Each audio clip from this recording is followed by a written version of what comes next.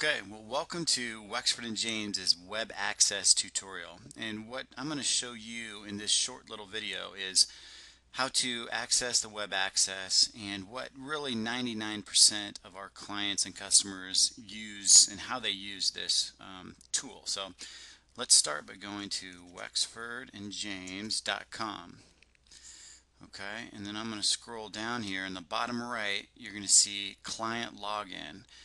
So I want you to go ahead and click on that, and that's going to bring up a username and password. Now, as a client, you will have received a username and a password to access your specific information. So I'm just going to, for now, enter in a test username and password and open it up. Okay, so now we're at the main area, the main section of our web access.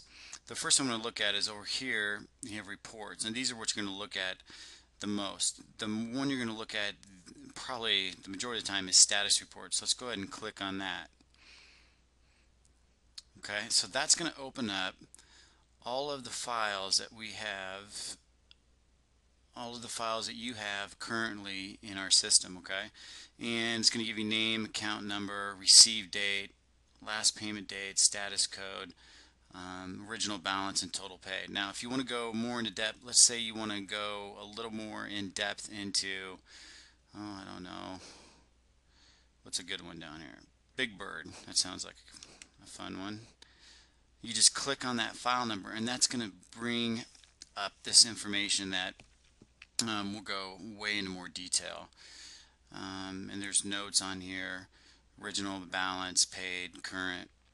And then these notes down here have the collector who's working on this file for you, their notes and comments. So you can kind of scroll through those and get a real sense of what action's being taken, where it's at, and kind of what to expect.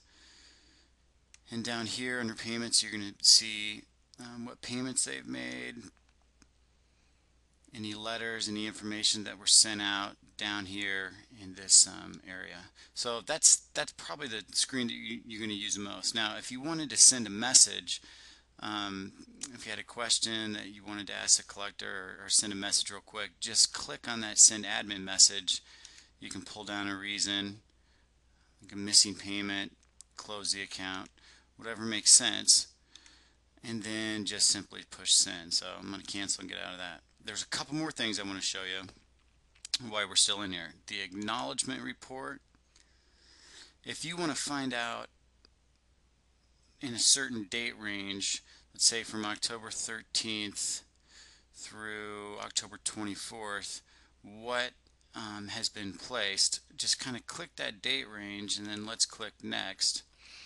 And we'll see in this one there actually was not anything acknowledged as received through those date ranges, but that's another thing that you can look at there. And then in the yearly performance report,